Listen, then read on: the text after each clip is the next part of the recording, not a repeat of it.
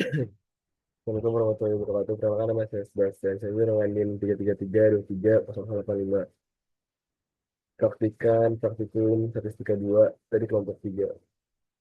Pada kali ini saya akan membuat tugas tutorial, tugas mingguan shift 2.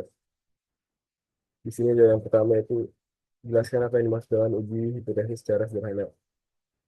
Jadi uji hipotesis sendiri itu merupakan metode dalam statistik untuk menentukan apakah suatu pernyataan atau dugaan tentang suatu populasi didukung oleh data sampel. Misalnya jika sebuah perusahaan mengklaim bahwa rata-rata berat produk mereka adalah 500 gram, kita bisa mengambil sampel beberapa produk, mengukurnya, dan menggunakan uji hipotesis untuk melihat apakah klaim tersebut benar atau tidak. Jika hasil ujinya menunjukkan perbedaan yang signifikan, kita bisa menolak klaim perusahaan tersebut. Jadi itu untuk pengertian dari uji hipotesis. Dan yang kedua itu jelaskan perbedaan antara hipotesis nol dan hipotesis alternatif. Yang dimana hipotesis nol itu merupakan pernyataan yang menyatakan tidak ada perbedaan atau efek dalam suatu penelitian. Sedangkan hipotesis alternatif itu menyatakan ada perbedaan atau efek yang signifikan dalam uji hipotesis. Jika data yang diperoleh memberikan cukup bukti statistik, maka H0 akan ditolak dan H alternatif akan diterima. Sebaliknya, jika tidak ada cukup bukti, maka H0 tetap diterima sebagai asumsi dasar. Kemudian, nomor 3 itu, sebutkan dan jelaskan langkah-langkah dalam melakukan pengujian hipotesis. Nah, yang pertama itu kita harus merumuskan hipotesis terlebih dahulu untuk menentukan H0 atau H alternatif jika ada perbedaan atau tidak ada perbedaan.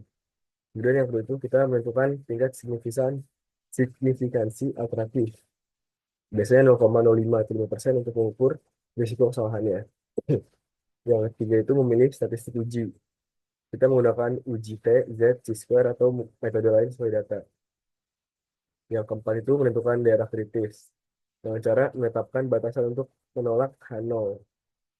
Kelima itu menghitung statistik uji. Kita menghitung menggunakan data sampel untuk mendapatkan nilai uji. Yang keenam itu membandingkan hasil uji dengan nilai kritis.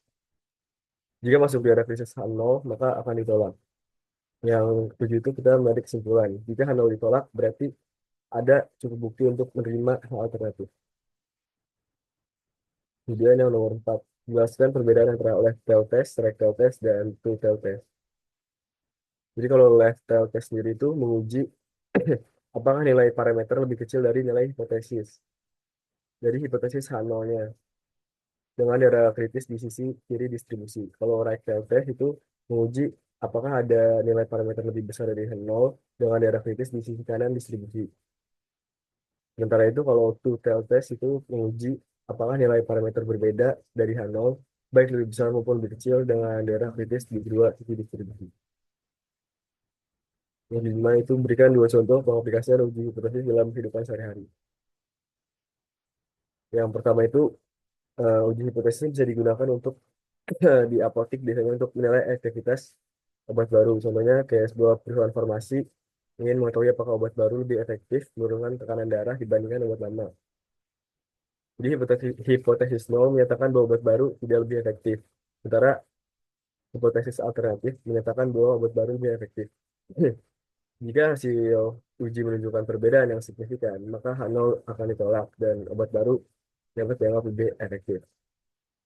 Kemudian uji hipotesis ini juga bisa digunakan dalam eh, industri, yaitu di dalam pabrik. Contohnya kayak uji hipotesis pengendalian kualitas produk di pabrik. Contohnya kayak sebuah pabrik mengklaim bahwa berat rata-rata produknya itu 500 gram. Hipotesis nol menyatakan bahwa berat rata-rata produk memang 500 gram. Sedangkan hipotesis alternatif menyatakan bahwa beratnya berbeda dari 500 gram.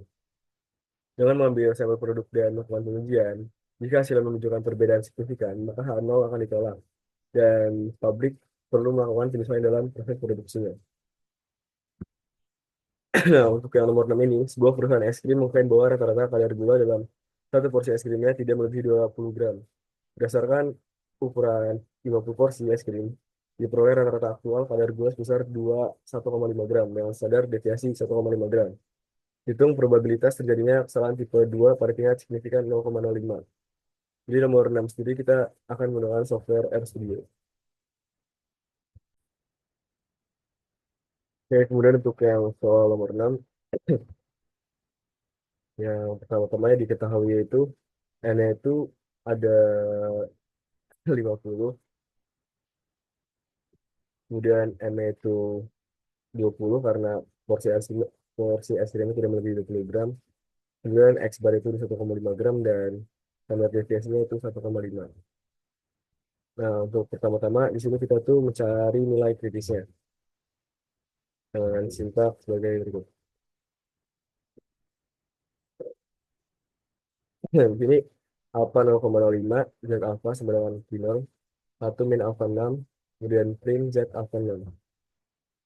Kemudian setelah itu kita menghitung batas kritis rata-rata sampel untuk menerima H0 dengan sintaks sebagai berikut.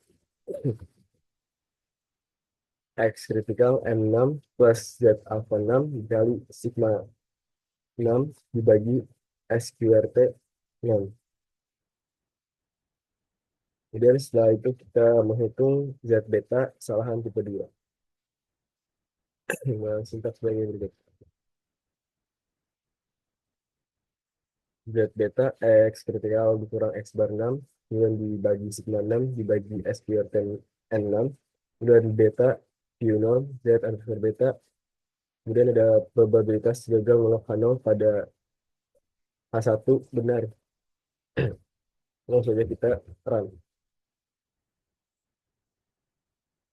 Di sini didapat untuk nilai kritisnya itu 1,644854.